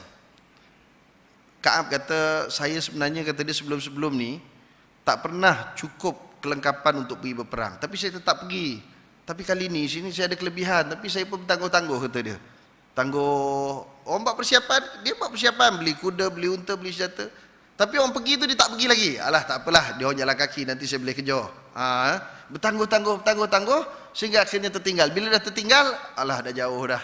Dia pun relax. Satu pagi dia kata, aku keluar ke pasar Madinah. Aku amat terkejut kerana di pasar Madinah itu tidak ada seorang pun orang yang beriman yang tidak pergi berperang melainkan orang-orang munafik. Semua orang munafik kecuali ada beberapa orang tua yang dia tak larat untuk pergi perang. Itu sahaja. Aku pun balik, dia kata, fikir macam mana nanti Nabi nak jawab. Bila dengar kata Nabi dah tolak balik, aku lagi susah hati, macam mana nak jawab. Aku pun kumpul keluarga aku tu dia. Panggil isteri, panggil anak, apa semua. Macam mana ni? Rasulullah nak balik ni. Dia mesti tanya ni, apa baba nak jawab? Itulah cakap ke anak dia. Apa baba nak cakap Alung? Alung pun, bah, nanti kalau Rasulullah tanya, abah jawab je macam ni. Bini dia pun, bapaknya nanti kalau Rasulullah tanya, jawab je macam ni. Dia bagi idea tu sekalian, macam mana nak selamatkan abang ni. Dia pun fikir tak apalah, nanti jumpalah Nabi. Dia jangka esok pagi sampai, rupa malam tu Nabi dah sampai dah. Tengok orang ramai pergi masjid, Ka'ab pun pergi ke masjid.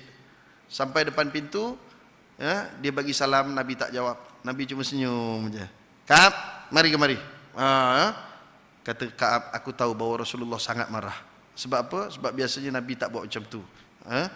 Biasanya Nabi ni tentu saja kalau jumpa orang, belum sempat orang bagi salam, Nabi bagi salam. Lah ni dia tak bagi salam. Cuma panggil, Ka'ab, mari kemari. Ka'ab pun duduk. Ka'ab, bukankah kau sudah buat persiapan? Pasal apa kamu tak pergi perang? Ka'ab kata, ya Rasulullah, kalau aku berhadapan dengan ahli-ahli dunia, pasti aku akan mencari helah untuk aku melepaskan diri. Tapi ya Rasulullah, aku tahu kalau aku cakap betul depan kamu, aku akan dihukum. Tetapi aku masih teringat lagi, kalau aku cakap betul, kamu hukum, tapi Allah Ta'ala akan ampunkan aku. Kalau aku bagi alasan, aku bagi macam-macam alasan untuk melepaskan diri, aku tahu kamu akan lepaskan aku macam puak-puak munafik itu. Tetapi bagaimana dengan kemurkaan Allah Subhanahu Wa Ta'ala? Ada fikir tu je tuan-tuan sekalian. Fikir kalau aku cakap betul lepas kat dunia, tapi kat akhirat, kalau cakap tak betul kat dunia lepas, kat akhirat tak lepas. Kalau cakap betul kat dunia tak lepas, akan kena hukum, tapi kat akhirat lepas. Ya Rasulullah, aku tidak pergi berperang dan tidak ada alasan. Itu saja yang aku boleh cakap. Maka Nabi kata, pulanglah kamu wahai Ka'ab, tunggu sehingga keputusan daripada Allah Subhanahu Wa Ta'ala. Dia pun keluar tu kat luar tu. Kabilah dia tu nunggu kat luar tu. Tu geng-geng dia tu kat luar tu. Dia tanya dengan Ka'ab, Ka'ab, pasal apa kamu tadi tak bagi alasan pada Rasulullah? Kau tengok tu puak-puak munafik, 80 orang tahu lepas. Engkau ni lurus sangatlah Ka'ab. Ada masyarakat gitulah, kadang ada orang nak baik gitu, ada je yang nak ngajak buat jahat tu sekalian. Jadi kata dia, Ka'ab tak cakap apa-apa, cuma dia tanya, ada tak orang lain yang senasib dengan aku? Kata dia ada, 2 orang. 2 orang itulah yang asal tu, dan mereka ni adalah orang-orang yang pernah pergi berperang dalam peperangan Badar dan dijamin syurga. Lalu sama jawapannya, pergi balik, tunggu sampai keputusan Allah Ta'ala datang. Baliklah dia tuan-tuan sekalian. Balik, dan mereka dipulaukan oleh seluruh penduduk Madinah selama 50 hari. Pulaukan, jumpa orang, Assalamualaikum, orang tak jawab. Nak salam kat orang, orang tak mau salam. Kenduri, orang tak jemput. Dia kenduri panggil, orang tak datang. Balik cuma sembang dengan bini dia je tuan-tuan sekalian. Tadi pergi orang tak layan apa semua. Ada juga kawan kat rumah tuan-tuan sekalian. Dia kata, aku gagahi juga pergi berjalan ke pasar-pasar Madinah. Sedangkan kawan aku yang 2 orang dah tak keluar lagi dah. Mereka orang tua-tua tak larat. Mereka sampai menangis tiap-tiap hari kat rumah beristighfar nak minta ampun daripada Allah Ta'ala. Jadi aku ni oleh kerana muda lagi, aku pun berjalan lah kata dia. Jalan, semua orang tidak mau bertegur sapa dengan aku. Satu hari ketika mana solat, aku nak tengok kalau Nabi SAW mengambil berat tentang aku. Jadi dia sembahyang tu betul-betul, dia kata aku sembahyang di belakang Nabi. Aku tengok kat Nabi, aku nampak Nabi jeling aku. Tapi bila dia tengok aku jeling, dia pun paling muka. Begitulah seterusnya. Sehingga satu hari aku berjalan di pasar Madinah. Tengah berjalan, datang dua orang Kristian daripada Ghassan, daripada sebelah Syam sana, datang membawa surat daripada kerajaan Ghassan. Dia datang tu, dia tanya, siapa kenal orang nama Ka'ab sini? Ada tak orang nama Ka'ab? Semua orang tunjuk, tu Ka'ab. Cuba bayang kalau kita kan, siapa? Tu. Sakit hati tu sekalian. Tapi nak macam mana? Salah sendiri kata dia. Nak macam mana? Memang pedih dia kata, tapi salah sendiri. Nak macam mana? Lalu orang tu pun datang, wahai Ka'ab, ini ada surat daripada Raja Ghassan. Dia pun buka surat tu. Satu kerajaan Kristian. Apa surat tu bunyi? Wahai Ka'ab, kamu telah dibuang oleh ketua kamu dan kawan-kawan kamu. Kamu jangan berduka cita kerana kamu tidak dilahirkan di dunia untuk berkeadaan sedemikian. Datanglah ke Ghassan. Kami akan sediakan kecukupan untuk kamu. Bergabunglah dengan kami. Mana apa? Datanglah bergabung dengan kami, kita lawan balik Muhammad. Bila dia baca tu sekalian, ini lagi satu fitnah kata dia. Dia pun gulung-gulung bawa balik masuk dalam oven bakar. Tiba-tiba datang utusan daripada Rasulullah. Datang bagi tahu, wahai Ka'ab, Rasulullah menghantar pesanan supaya kamu berpisah dengan isteri kamu. Aduh, tu sekalian. Semalam balik bini ada kat rumah. Lah ni suruh pindah pula. Cuma dia bertanya, ada tak Rasulullah suruh saya menceraikannya? Tidak, Rasulullah suruh kamu pisah je. Mana pisah bagi tahu rumah, yang baliklah sahabat dulu, yang abang ada masalah ni, esok kalau dah selesai balik kerayung balik ya. Lebih kurang itulah tu sekalian. Suruh balik kampung dulu, esok selesai datang balik ya. Baliklah tetapi isterinya ke kampung. Dia pun terus dah kira 10 hari lagi. Itu hari yang ke-40. Tambah lagi 10 hari tanpa isteri. Hari ke-50 dia kata, aku duduk di atas sutuh. Sutuh ni bumbung. Kalau Arab bumbung tu di semen kat atas. Dia pun duduk atas terbenung. Ka'ab. Mana dia muhasabah diri dia sendiri. Tulang kau siapa suruh tak pergi perang? Dia. Tulang kau. Semua menyalahkan diri sendiri. Ya. Kehidupan di bumi Madinah rasa sempit sangat, kata dia tidak macam dulu jumpa orang, Assalamualaikum jumpa. Ini dipulaukan. Itu sebab tu kalau ada orang jahat-jahat kat sini, tak usah gaduh-gaduh, pulaukan je dia tu sekali, insya-Allah cepat mati. Tapi lah dia pun dah lari tak datang, tak payah nak pulau-pulau je tak.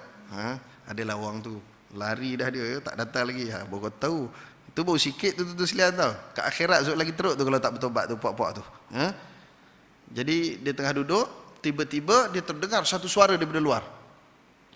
Tahniah Ka'ab, Allah Ta'ala telah melepaskan kamu. Dengar je gitu, terus sujud syukur tu sekalian. Ini sahabat Nabi. Perangai dia apa? Bila dia dengar saja dapat satu benda yang baik, dia sujud syukur. Kita macam mana tu sekalian? Panas, hujan tak turun, tiba-tiba turun hujan, catuan dihentikan. Sujud syukur tak tu sekalian? Patut syukur, pasal masa kena catu dulu, mandi wajib 2 hari sekali tu sekalian. Ni dapat mandi wajib hari-hari, alhamdulillah. Mandi paling baik mandi wajib, tahu tu sekalian? Saya dulu, tok guru saya gitulah. Alang-alang mandi biar mandi wajib. Pasal apa pula? Iyalah mandi wajib kan dapat pahala. Kalau kau mandi harus tak dapat pahala. Mandi wajib tu sekalian. Itu dia. Alang-alang mandi biar mandi wajib. Gitu ya. Jadi tu sekalian, untuk menunjukkan kegembiraan dia apa lagi? Dia pun buka baju dia bagi kat kawan tadi. Nah, baju bagi kawan tu pakai. Sekali dia nak pergi jumpa Rasulullah, ya Allah, baju tak ada. Terpaksa pergi rumah orang sebelah. Pinjam baju boleh tak? Memang dia menceritakan hari itu tidak ada sehelai baju pun milik aku, kerana yang aku ada tu aku dah bagi hadiah kat kawan aku. Tengok. Walaupun dia kaya, tentu sekali baju dia selai. Sebab itu tengok Nabi SAW bila dia mati, baju dia berapa? 2 helai je. Abu Bakar 2 helai. Tu orang dulu lebih kaya daripada kita, tentu sekalian. Baju selai 2 helai je. Kita 1-2 almari tak habis pakai, tentu sekalian. Siapa yang baju banyak sangat tu pergi sedekah, tentu sekalian, bagi orang fakir miskin. Yang mana kita konsisten pakai, tu simpan. Yang lain sedekah kat orang. Jangan main-main, esok kat akhirat kena tanya tu, siapa baju kepuk dalam almari tu tak pakai. Kita pula suka batang. Pergi Thailand, beli Thailand punya. Beli Indo, pergi Indon punya. Beli Paris, beli Paris punya. Balik tak terpakai tu sekalian. Ada kawan tu shopping kat Paris, bawa balik, belum sempat buka, pergi London pula. Adalah kawan tu sekalian. Banyak betul pakaian dia katanya. Tu sebab tuan-tuan tengok dia kalau dekat TV, dekat surat khabar, tak pernah pakai baju yang sama. Kan? Ada satu makcik tu kan? Tuan-tuan tengok. Dia tak ada baju yang sama daripada dulu sampai sekarang. Sebab dia memang suka je tu. Tu nanti kena. Bila dah dibagi, tak ada baju, pinjam dengan kawan. Terus pergi ke masjid Nabi. Masuk saja masjid Rasulullah. Assalamualaikum Ka'ab, tahniah. Semua orang ucap tahniah. Ya. Jadi kita macam tu sekalian, bila dengar kawan dapat nikmat, dapat kebaikan, ucap tahniah kepada mereka. Masing-masing ucap tahniah. Lalu Ka'ab pun duduk. Rasulullah kata, tahniah kepada kamu wahai Ka'ab, kerana Allah Ta'ala telah melepaskan kamu. Lalu Ka'ab duduk bertanya, ya Rasulullah, yang mengampunkan aku siapa? Kamu ke Allah Ta'ala? Ya. Dia sama macam kes Aisyah dulu dalam hadisul if. Sebab apa? Kalau kamu yang mengampunkan aku, Allah Ta'ala tak mengampunkan aku, belum cukup ya Rasulullah. Ya. Nabi kata tak apa, Allah Ta'ala yang mengampunkan kamu. Baik ya Rasulullah, saya tahu saya kena hukum kesalahan saya itu sebab saya tak pergi perang kerana kebun-kebun saya, kerana harta benda yang saya ada. Oleh kerana harta-harta itu menjadi penghalang kepada saya berjihad di jalan Allah, saya korbankan semuanya di jalan Allah, saya sedekah semua bagi pada Baitul Mal. Semua bagi itu sekalian pada Baitul Mal. Nabi kata tak usahlah Ka'ab, kamu ambillah sebahagian untuk keperluan kamu, sebahagian saja bagi pada Baitul Mal. Tidak ya Rasulullah, kerana semua sekali melalaikan saya, semua sekali bagi pada Baitul Mal. Ya Allah tuan-tuan sekalian, kita pun macam beli kereta baru, gosok punya tertinggal sebenarnya berjemaah, boleh tak pergi jumpa pengurusi surau? Pengurusi, kereta tu penyebab saya tak solat berjemaah, saya nak wakaf kereta tu kat surau, biarlah buat kereta mayat ke apa, boleh? Makna sahabat Nabi sampai tahap tu. Bukan Ka'ab saja, banyak lagi sahabat Nabi yang begitu tu sekalian. Hanya kerana kebun itu penyebab dia tak solat berjemaah, dia korban pada Baitul Mal. Tu makna kita hari ni tu sekali iman kita, ya Allah, jauh sangat dengan orang dulu tu sekalian. Kemudian apa lagi Ka'ab kata? Ya Rasulullah, sesungguhnya Allah Ta'ala mengampunkan aku hanya semata-mata kerana lidahku yang bercakap benar. Aku tidak berbohong. Wallahi, aku bersumpah dengan nama Allah, mulut ini tidak akan berbohong sampai bila-bila. Sebab tu sekalian, jaga lidah kita, jangan kita berbohong. Satu hari kan Nabi dengan Muaz kan bagi tahu, Muaz, aku nak bagi tahu kamu satu perkara, jaga lidah kamu, nanti Allah Ta'ala akan kira ke akhirat nanti. Muaz tanya pula gatal mulut, dia tanya dengan Nabi, dia kata ya Rasulullah, yang kita cakap pun kena kira juga ke? Nabi kata, Muaz, kalau ini pun kau tak boleh faham, lebih baik kau mati.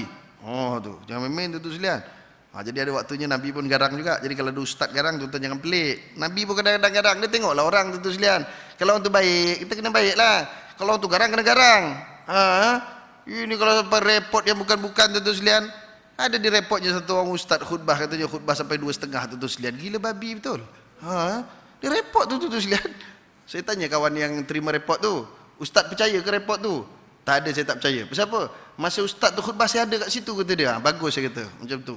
Kau kena siasat, jangan kau dengar ni orang surau masjid tu yang repot-repot tu, bukan betul tu, banyak munafik tu. Repot itu, repot ini. Lepas tu kalau khutbah tu tengok, khutbah tag pertama tidur semua, tag kedua tu bangun automatik. Pasal apa? Nak dengar doa untuk sultan ke tidak? Ni ada satu masjid di Kelang, repot pasal ustaz. Pasal apa? Ustaz tu khutbah tak baca doa untuk anak sultan. Bukan tak baca untuk sultan, sultan punya baca. Untuk anak sultan tak baca. Itu dia repot kan tu sekalian. Teruk betul lah orang Melayu ni. Padahal itu bukan rukun. Kalau tak baca pun sah tu sekalian. Tapi jenis-jenis tak tahulah nak cakap apa ya. Cakap bahalul lah, marah pula.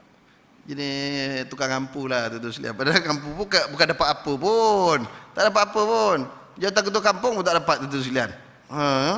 Tapi bukan main ngampunya lebih-lebih. Baik, itu selain inilah pengajaran daripada peperangan Tabuk tadi. Di antaranya iaitu hendaklah kita bersabar dalam ujian Allah Subhanahu Wa Taala, apapun juga keadaannya.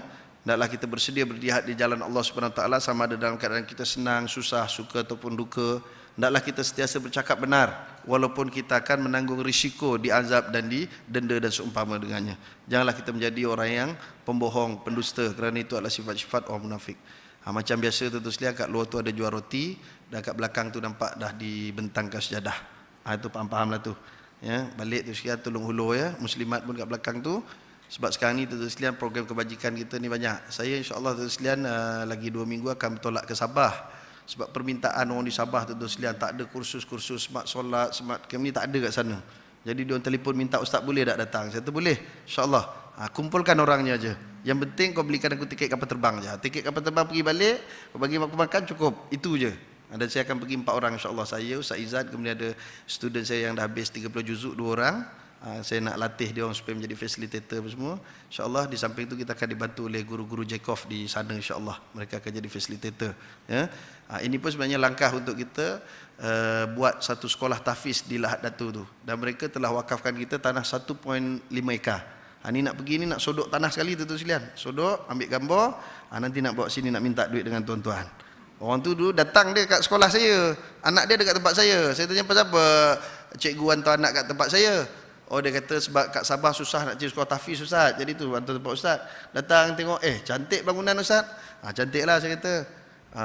Boleh buat dia Ustaz? Boleh saya kata. Mana cari duit Ustaz? Ada surau Seksyen 8 tu banyak duit. Nanti cikgu jangan susah hati. Saya pergi Seksyen 8 saya minta untuk cikgu ya. Jadi kalau ada tuan-tuan ada rezeki lebih boleh sumbang, alhamdulillah tuan-tuan sekalian. Kita membantu di Sabah. Sekarang ni banyak NGO pun pergi ke Sabah sebab orang Kristian banyak tu sekarang mengkristiankan orang Islam. Kita kena perkuatkan orang Islam kita, khususnya remaja-remaja kita dengan sembahyangnya. Jadi kita punya program kat sana siang dengan anak-anak, malam dengan orang tua-tua tu sekalian. Ada orang tua-tua tak reti ngaji, dia orang tak laki insya-Allah. Jadi kita bawa tu anak-anak kita untuk nak membimbing mereka insya-Allah ya.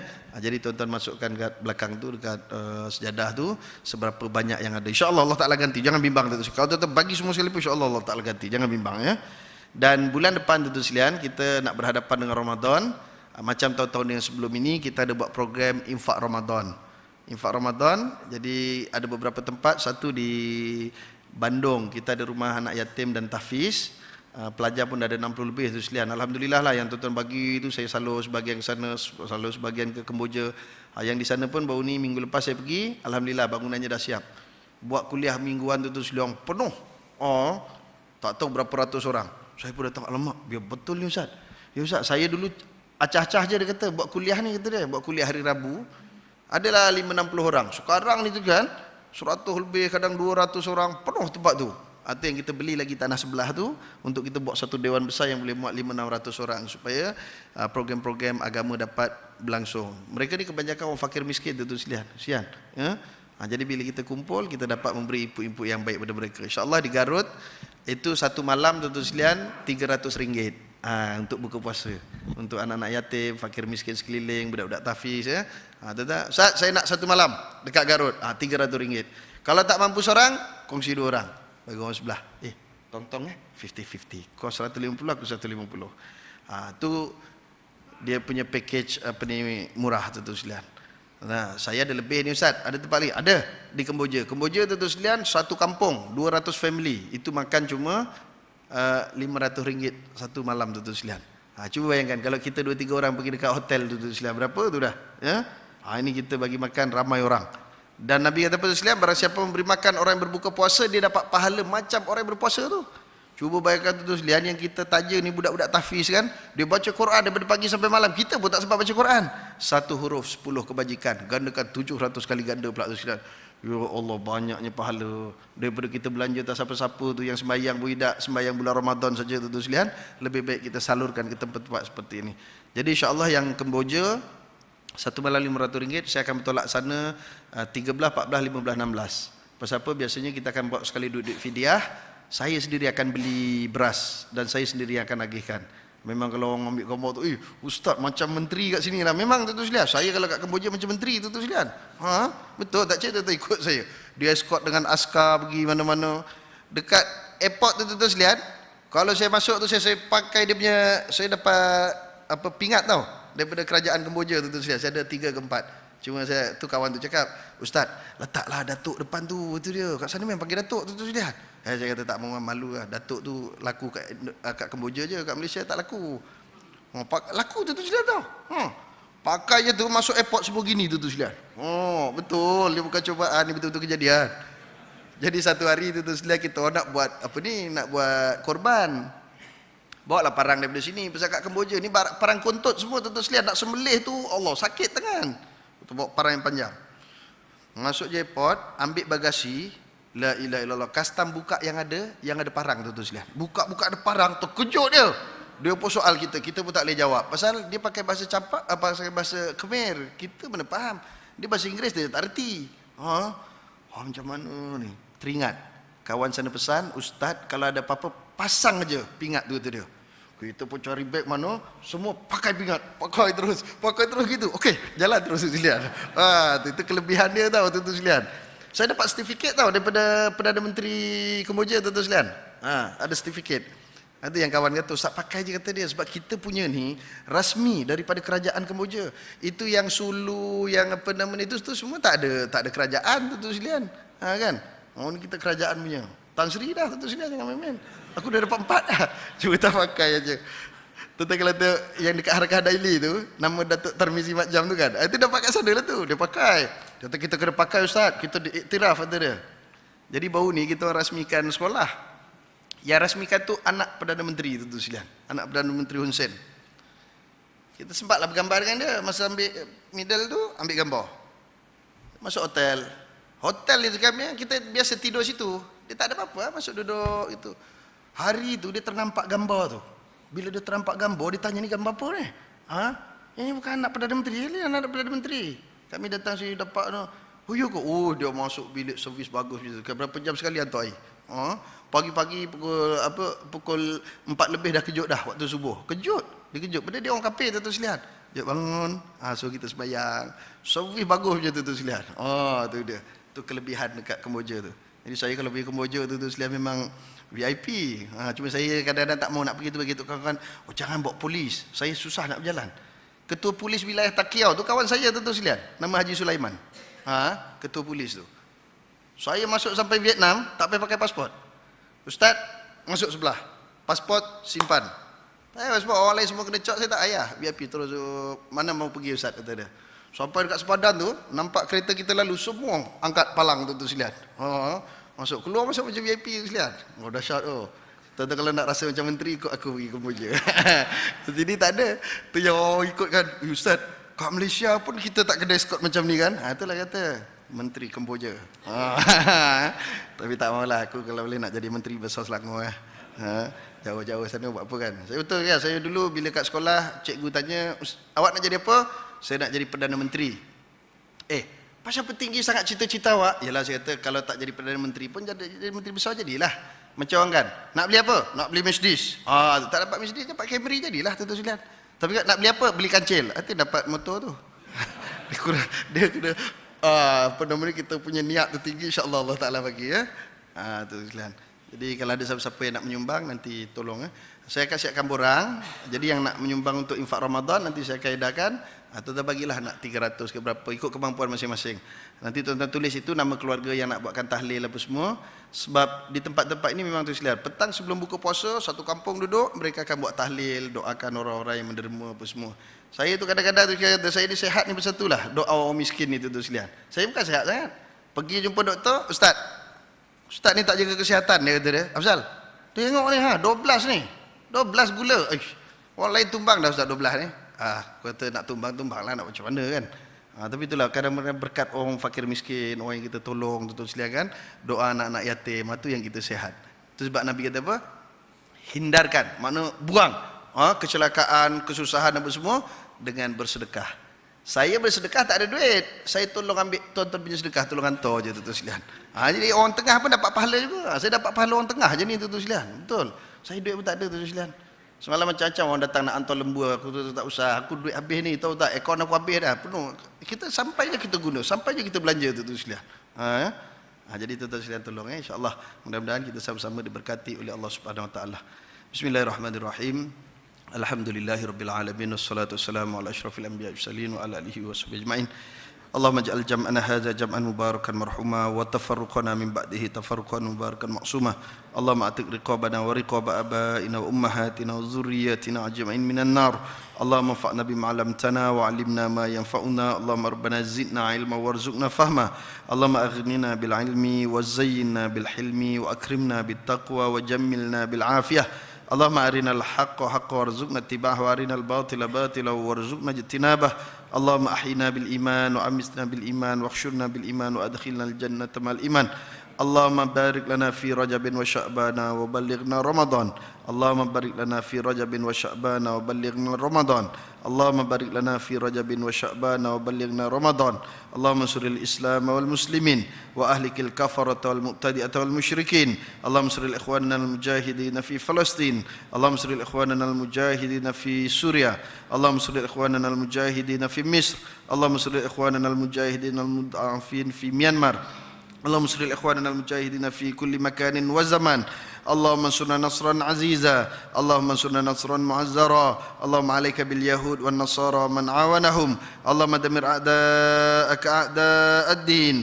Allahumma khudhum azizan muqtadir. Allahumma ij'al tadbirahum ala tadmirihim. اللهم أهلكهم كما أهلكت عادا وثمود اللهم أحصهم عددا واقتلهم بددا ولا تبكي منهم أحدا اللهم يا منزل الكتاب ويا مجري السحاب ويا هازم الأحزاب اهزمهم وانصرنا عليهم يا رب العالمين اللهم اختم لنا بخاتمة السعادة ولا تختم علينا بخاتمة الشقاوة ربنا آتنا من لدنك رحمة وهيئ لنا من أمرنا رشدا ربنا آتنا في الدنيا حسنة وفي الآخرة حسنة وقنا عذاب النار وأدخلنا الجنة مع الأبرار يا عزيز يا غفار يا رب العالمين والحمد لله رب العالمين تقبل الله منا ومنكم وبالله التوفيق والهداية السلام عليكم ورحمة الله تعالى وبركاته.